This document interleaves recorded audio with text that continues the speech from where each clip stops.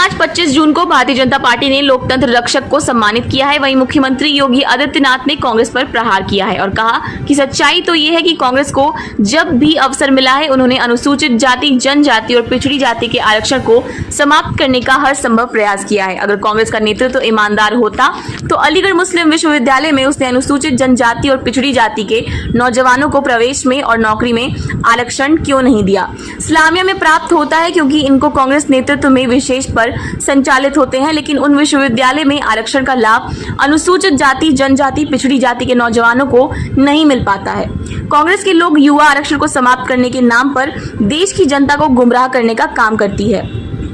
मुझे तो आश्चर्य होता है उन दोनों पर जिनके नेतृत्वकर्ताओं या उनके पूर्वजों ने कभी कांग्रेस की तानाशाही के खिलाफ आपातकाल के अंदर लंबे समय तक जेल की यात्रा को सहने का कार्य किया था। जिस कांग्रेस ने भारत के लोकतंत्र को कमजोर करने का काम किया था, भारत के लोकतंत्र को पूरी तरह से तहस नहस करने का काम किया था और कांग्रेस लगातार यह कार्य करती आ रही है। आज इंडी गठबंधन के नाम पर इन्होंने देश के साथ कितना बड़ा धोखा किया है और इसीलिए आज जब हम यहाँ पर अपने लोकतंत्र सेनानियों का सम्मान करने के लिए आए हैं तो हम सबको इस बारे में अवश्य विचार करना होगा।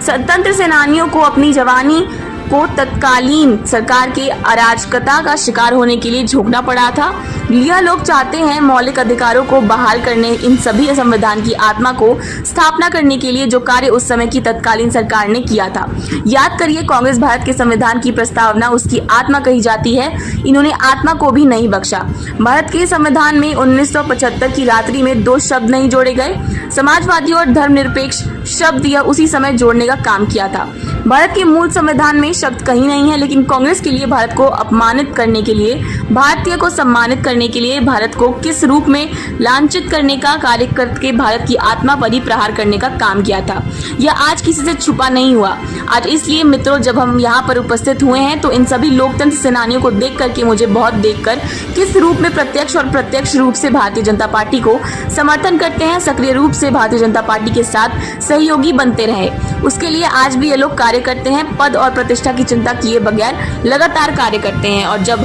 आज यह कार्य करते हैं तब मुझे लगता है कि 25 जून 1975 को जिन्होंने कांग्रेस की तत्कालीन तानाशाही सरकार ने गिरफ्तार करने का काम किया था, यह वही लोकतंत्र सेनानी हैं जो आज भी बिना किसी लोक के विनीत, बिना किसी लालच के, बिना रुके, बिना टिके अपने उस मिशन को आगे बढ़ाने का कार्य अपनी सामर्थ्य के अनुसार करने का कार्य कर रहे हैं। 28 ऐसे लोकतंत्र सेनानियों को भारतीय जनता पार्टी के महानगर और जनपद इकाई के द्वारा यहाँ पर सम्मानित करके उनके स्वस्थ और दीर्घ जीवन की कामना की है। आज के अवसर पर यहाँ पर जिन लोकतंत्र सेनानियों ने आज यहाँ आकर इस पूरे कार्यक्रम को आगे बढ़ाया है, मेरा सौभाग्य है कि मुझे आज इन सभी लोकतंत्र सेनानियों को यद्यपि सबसे मेरा परिचय हुआ।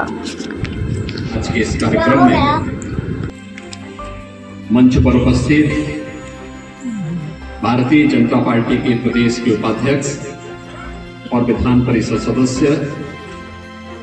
डॉक्टर धर्मेंद्र सिंह जी,